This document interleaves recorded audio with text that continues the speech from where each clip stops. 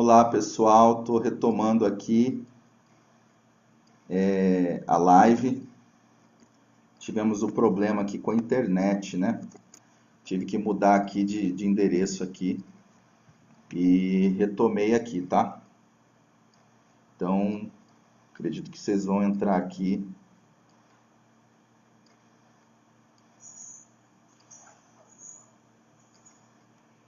Vocês vão entrar aí. Estou falando com o Thiago aqui.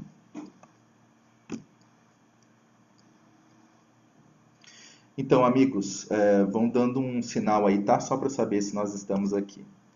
Vou pegar os pontos, né? Só um pouquinho.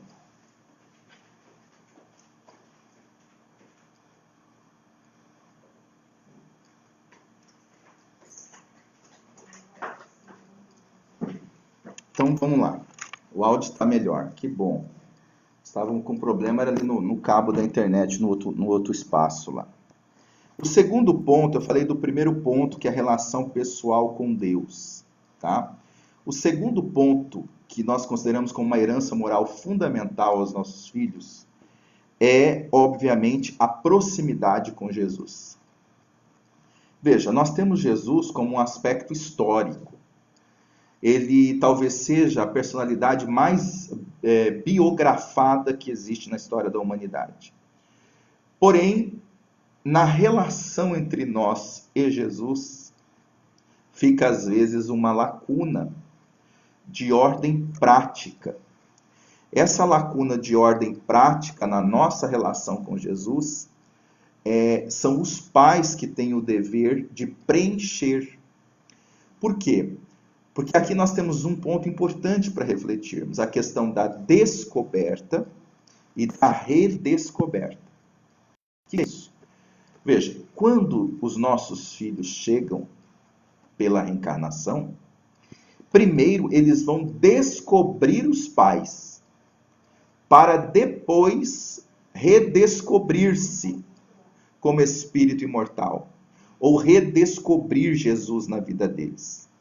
Mas eles descobrem os pais e redescobrem a sua realidade mortal. Então, o primeiro impacto, o impacto dessa relação da personalidade dos pais na vida dos filhos, é profundamente significativa. Então, eles não começam a vida redescobrindo Jesus, conhecendo Jesus depois os pais. Primeiramente os pais. Então, quando nós percebemos isso, cabe-nos o auxílio dessa proximidade com Jesus, nós sermos essa ponte. Por quê? Porque conosco, nossos filhos estão nessa existência e pode ser que em outras existências eles vão estar com outros, e é muito provável isso, bem mais provável. Mas, aí está o detalhe. Nós estamos diante de uma situação que Jesus é presente em todas as encarnações. Jesus é presente em todos os momentos, e não apenas num único momento. Então, o nosso dever de auxiliar os nossos filhos a produzir proximidade com Jesus é fundamental. Porque com Jesus nós estamos falando de atitudes, comportamentos, diretrizes de atos. Com Deus nós estamos falando de pertencimento. Por isso que na pergunta 625, Allan Kardec questionou qual o ser que Deus nos ofereceu para nos servir, mais perfeito, para nos servir de modelo e guia. Mas Kardec não perguntou qual o ser para servir de pertencimento, que pertencimento é a Deus. Mas com Jesus nós estamos falando de atitudes. Nós estamos falando de comportamentos concretos. Nós estamos falando de modelagem no agir. Então, proximidade com Jesus aos nossos filhos, talvez seja aqui no caso, entra aqui como a segunda maior herança por conta disso. Porque primeiro é esse sentimento intenso de pertencimento a Deus, como a primeira herança, e segundo, essa proximidade, porque aí é que eles vão construir a intimidade com Jesus. Muitas vezes eu falo, meu filho não presta atenção em Jesus, parece que o que eu falo, Jesus para ele, mas sou eu que devo construir a proximidade com Jesus para que os nossos filhos caminhem a proximidade por conta própria, a decidirem tornar-se íntimo do Mestre. Essa relação com Jesus é tão profunda, tão linda, o fato de que, e é um fato, a consciência que adquire virtude no ser espiritual, além das encarnações. Então não vai, na outra encarnação, ela vai precisar conquistar de novo. O que é conquistado, fica. Quando nós oferecemos, no tempo nosso de convivência, de diálogo, de presença com os nossos filhos, a possibilidade deles se aproximarem de Jesus, veja, essa proximidade com o Mestre vai entrar numa intensidade que é para todas as outras encarnações, porque entrou no âmbito do espírito, é imortal. Então transcende, né, as questões das outras encarnações pela lei do esquecimento, porque isso fica. Essa vontade de se aproximar do Mestre fica. E são os pais, né, esse grande leme e essa grande bússola na vida dos filhos, para essa proximidade com Jesus. O terceiro ponto que nós consideramos como uma herança fundamental é um olhar imortal para as experiências da vida. Se tem algo que o Espiritismo pode nos ajudar, que vai além dos conhecimentos de ordem social, filosófica, teológica, religiosa, histórica, é nos auxiliar a pensarmos e sentirmos como espíritos imortais ainda no corpo. Veja, não estou dizendo nos tornarmos com a consciência total de espírito imortal, porque isso, obviamente, seria muito, muito desafiador para a nossa humanidade atual, devido às necessidades que nós ainda temos de passar por provas e expiações, elaborando em nós uma consciência mais desperta. Porém, sim, é possível nós, nesse âmbito que olhamos a vida, que olhamos o outro, termos um prisma imortal. Então, uma herança fundamental é olhar de maneira imortal para as experiências da vida. Na vida nós vamos passar por experiências de conquista, experiências de perdas, experiências de sucesso, experiências de insucesso. Nós somos movidos, nós adultos somos movidos intensamente, dependendo das experiências, em nossas emoções. Muitas vezes nos sentimos abalados, fracassados, com dificuldades de retomar essa ou aquela diretriz na nossa vida. Porém, um olhar imortal que a doutrina espírita, com toda a sua bagagem, nos oferece, é de uma herança moral significativa. Primeiro, porque com esse olhar imortal, eu faço uma relação diferente entre eu e a existência. Do ponto de vista, por exemplo, de me humildar para compreender a grandeza das ações divinas, dos desígnios divinos.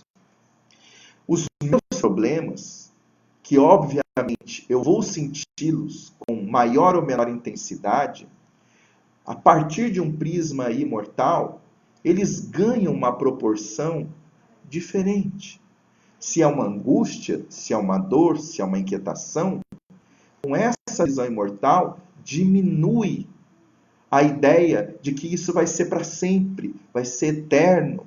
Porque eu, como espírito imortal, submetido à lei do progresso, voltado a crescer a partir das experiências com as leis divinas, vou, obviamente, avançar nesse sentido. Então, uma herança imortal, sem dúvida, valiosa, é auxiliar os nossos filhos a desenvolver esse olhar imortal para as experiências da vida. Um outro ponto muito importante, que é a quarta herança moral, é da mentalidade voltada para as virtudes. Se nós somos espíritos imortais, considerando que somos, né? Colocando como fato, somos espíritos imortais, estamos submetidos às leis divinas, nelas fluímos e com elas nós evoluímos. Então, obviamente que uma visão do que fazer conosco é fundamental. Então, quando nós oferecemos aos nossos filhos a herança de uma mentalidade voltada para as virtudes, como nós colocamos aqui, nós estamos, assim, colaborando para que eles sintam o que eles estão fazendo com eles. Assim como nós estamos buscando fazer conosco mesmo. Aí entra um processo fundamental de exemplificação junto com a orientação. Orientar para exemplificar. Exemplificar para dar prova daquilo que nós estamos orientando. Então, quando nós estamos à disposição das virtudes dentro de nós, quando erramos, pedimos desculpas. Quando nós somos magoados, por exemplo, nós buscamos perdoar. Quando nós estamos felizes, nós buscamos compartilhar. Então, isso tudo os nossos filhos absorvem tremendamente dentro de nós, dentro da nossa convivência, melhor dizendo, de uma maneira que nós nem conseguimos imaginar. E veja, foi a própria resposta, né, do Livro dos Espíritos que vai falar isso. Quando na resposta da 582, coloca aqui, ó, Deus colocou o filho sob a tutela dos pais, a fim de que estes o dirijam pelo caminho do bem, e lhes facilitou a tarefa, dando à criança uma organização física frágil e delicada que a torna acessível a todas as impressões. Então, o filho, essa esponjinha que pega a conduta, a fala, o tom da voz da mãe, do pai, o olhar que o pai tem, a tradução da linguagem desse olhar, se é um olhar de crítica, se é um olhar de aconchego, se é um olhar de acolhimento, quer dizer, essa alma que precisa se entender no mundo, antes de tudo, ela absorve a identidade dos seus pais para poder entender seu mundo. Antes de expressar sua própria natureza, que vai eclodindo com a adolescência, com a idade adulta, ela vai absorvendo essa identidade dos pais. Quando os pais se permitem entrar numa compreensão da função pedagógica das virtudes na relação pais e filhos, essa herança ela fica visível, quase que tátil, quase tocável entre a relação dos pais e seus filhos. O que eu quero dizer com isso? É que, assim, o processo de lidar com a personalidade do filho é um processo de espelhamento para os pais também. Porque é essa criaturinha, como diz aqui na resposta, suscetível a todas as impressões, que vai pegando um jeitinho ali da mãe, um jeitinho do pai, um jeitinho até às vezes de outros familiares, do irmão mais velho, do avô, da avó, enfim. Mas vai, e aí a gente às vezes fala, meu Deus, ele me puxou mãe, puxou pai. Na verdade, o filho não puxa pai e mãe. Ele faz uma combinação. É uma combinação sui generis da consciência dele, da individualidade dele, ela, no caso dele, fala do espírito imortal, né? Ali na condição de criança. Então, essa combinação de traços ali que pega um pouco do pai, um pouco da mãe. Quando nós colocamos as virtudes como linguagem familiar, Isso para nós se transforma assim num lema ético fundamental. Lema ético desse que nós não abrimos mão, nós assumimos, nós nos mantemos nesse lema ético. A criança, e depois enquanto adolescente, vai absorvendo isso, e a forma como a nossa comunicação se dá, ela vai direto no núcleo dos sentimentos. Então as virtudes não apenas protegem, organizam e regulam a personalidade dos nossos filhos. As virtudes também auxiliam na comunicação com eles.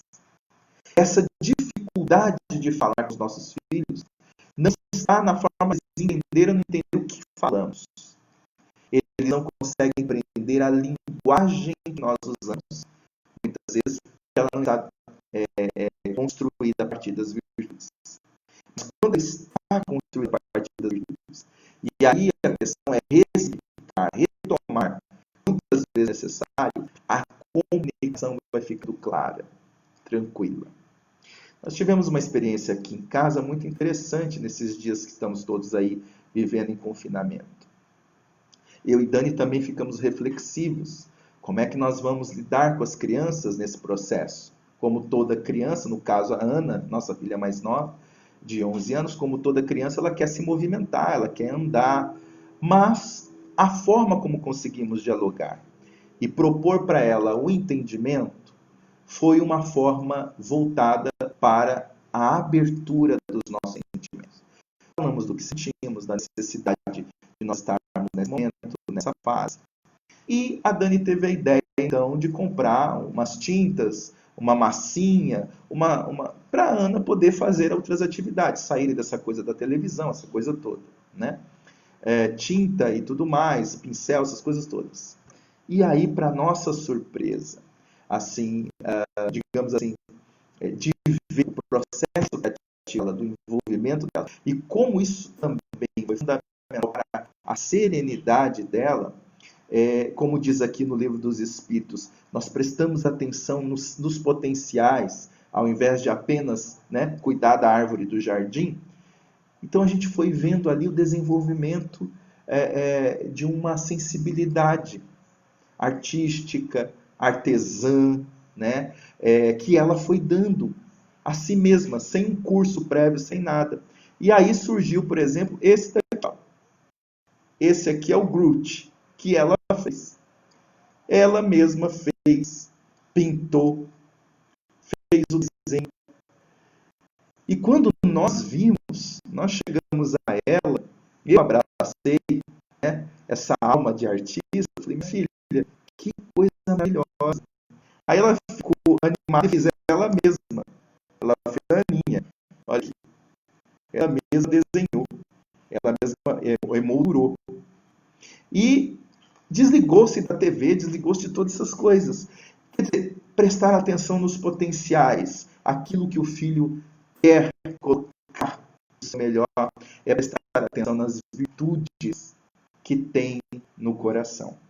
Um outro ponto fundamental é o despertar da vocação humanista, uma herança moral fundamental. O despertar da vocação humanista é uma herança que nós, quanto pais espíritas, recordando a fala de Allan Kardec no Livro dos Médiuns, quando ele coloca que o espiritismo bem compreendido é aquele que defrauda bem alto, né, a bandeira cristã e humanitária. Então, quando Allan Kardec coloca que o espiritismo bem compreendido é aquele que defrauda bem alto a bandeira cristã e humanitária, ele está propondo essa visão que nós, enquanto pais, verificando a necessidade de auxiliar esses espíritos imortais a prestarem atenção no bem coletivo, no que é humanitário, é fundamental. Mas o que é isso, né? O que é despertar da vocação humanista? A vocação humanista é aquela vocação em que eu presto atenção no ser humano. Eu valorizo o ser humano. Eu me dissolvo dos rótulos. Eu me dissolvo dessas amarras de cargos, funções, poderes, rótulos, instituições, e eu vou para o ser humano. É uma vocação humanista de amar o ser humano. Não o ser humano que concorda comigo, não o ser humano que tem a mesma religião, não o ser humano que está no mesmo centro espírita que eu, não. Ser humano, ser humano. Essa vocação humanista, o Espiritismo é que veio nos dar.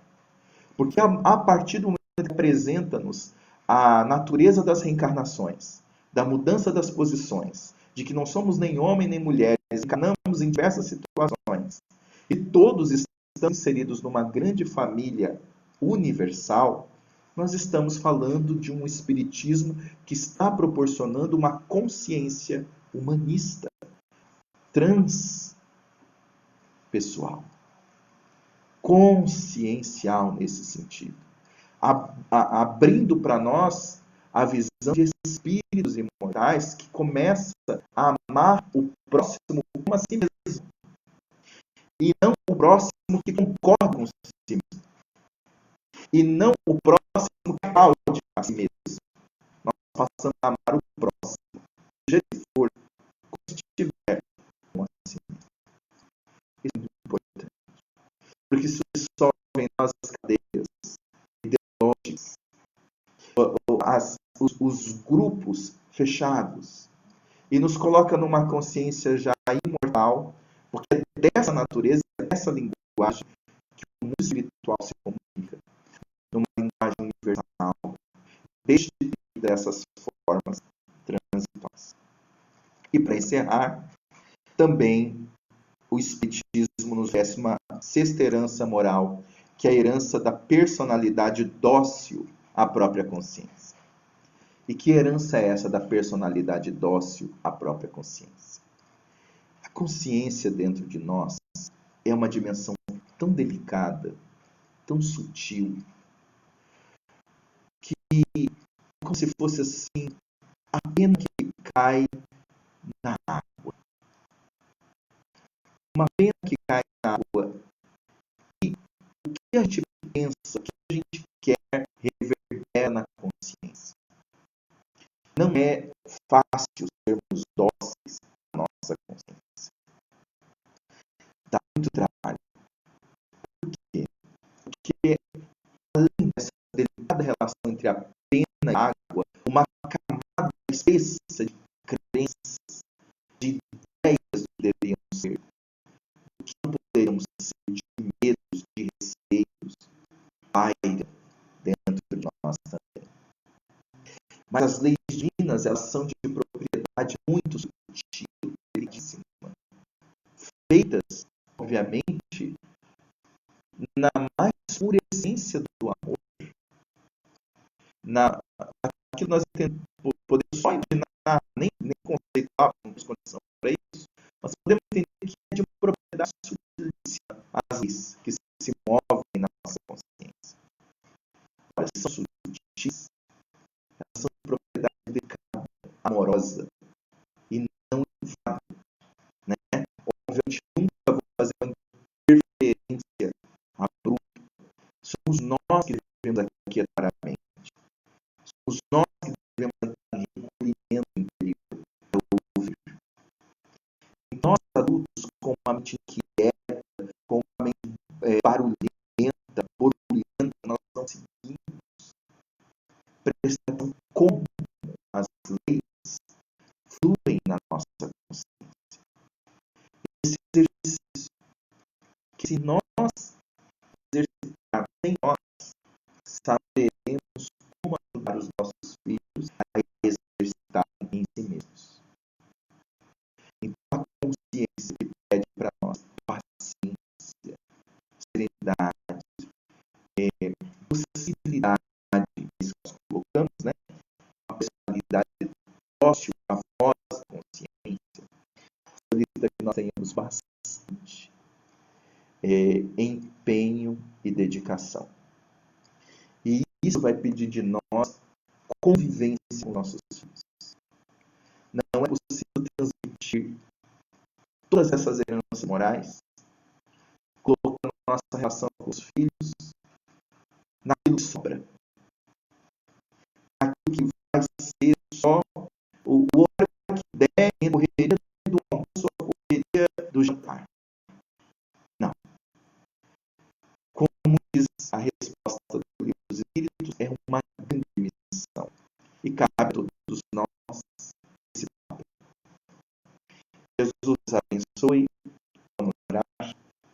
Agradecemos a presença de todos, mesmo com essa questão voltada para a internet, pedindo desculpas tecnicamente, mas faz parte, a gente vai buscar saber como melhorar aqui. Gratidão, vamos orar. Senhor Jesus, nessa hora de reflexões, solicitamos o teu amor que nos fortaleça o coração. Agradecemos imensamente a verdade de estarmos orando e poder, pela inteligência, pelo sentimento, pela saúde, compartilhar nossos irmãos de algumas reflexões que acendem o nosso próprio coração. Que a força espiritual, que o Espiritismo, como uma doutrina transformadora de nossa personalidade, possa encontrar em nós, nos caminhos dos nossos sentimentos, uma forma em nós mesmos de nos despertar daquilo que estivermos ainda com consciência de sono e alcançarmos o nível de espíritos dóceis e amorosos com a vida, com o próximo, conosco mesmo. Permaneça conosco, Jesus, hoje, agora e sempre. Gratidão. Gratidão, queridos amigos. Gratidão ao Centro Espírita Joana d'Arc. Foi uma experiência muito positiva e proveitosa para mim. Até mais.